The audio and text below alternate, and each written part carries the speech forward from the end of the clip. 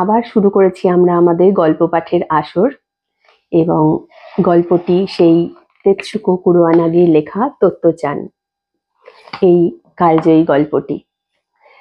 গল্প পাঠটি আমরা এই উৎসবের মধ্যেও খুব মিস করছিলাম, আশা করি আপনারাও মিস করছিলেন। তো আবার শুরু হয়েছে আমাদের এই গল্প পাঠের আসর।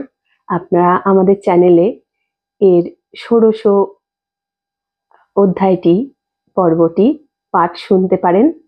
এই ষোড়শ পর্বে আমরা পড়ে শুনিয়েছি কয়েকটি চ্যাপ্টার, তাদের হেডলাইনগুলো, শিরোনামগুলো।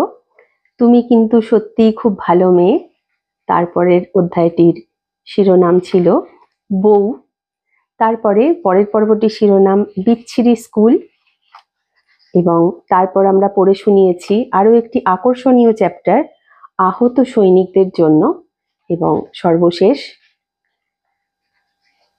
এটি ছিল সর্বশেষ চ্যাপ্টার।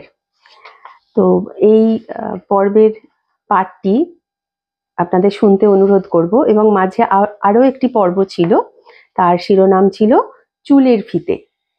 তো এই 5টি অধ্যায় আমরা পাঠ করে শুনিয়েছি আমাদের ষোড়শ পর্বে।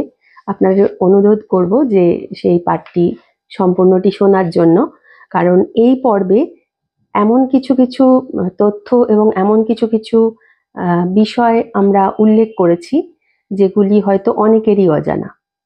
যেমন আমরা বলতে পারি দ্বিতীয় বিশ্বযুদ্ধকালীন পরিস্থিতি এই পাঠ থেকে আমরা অনুভব করতে শুরু করব, কারণ এবার জাপান সরকারের একটা প্রকল্প হিসেবে যুদ্ধে আহত সৈনিকদের হাসপাতালে দেখতে যাচ্ছে বিভিন্ন বিদ্যালয় থেকে নির্বাচিত কিছু ছাত্রছাত্রী একজন শিক্ষকের তত্ত্বাবধানে, এবং তারা গিয়ে সেখানে তাদের গান শোনাচ্ছে, তাদের লিখে আনা রচনা পাঠ করে শোনাচ্ছে, যে বিষয়গুলি তাদের আরেকটু উৎসাহ দিচ্ছে।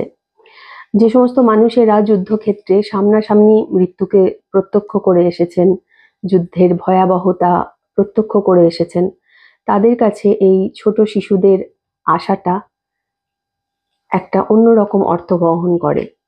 এই পর্বটি শুনলে আপনারা সেটি বুঝতে পারবেন, এবং তার সাথে আরো বিশেষ কিছু বিশেষ শিক্ষা যা হেডমাস্টার মশাই ওই ছোট্ট ছেলে মেয়েদের দিয়েছিলেন তার বিষয়েও জানতে পারবো আমরা।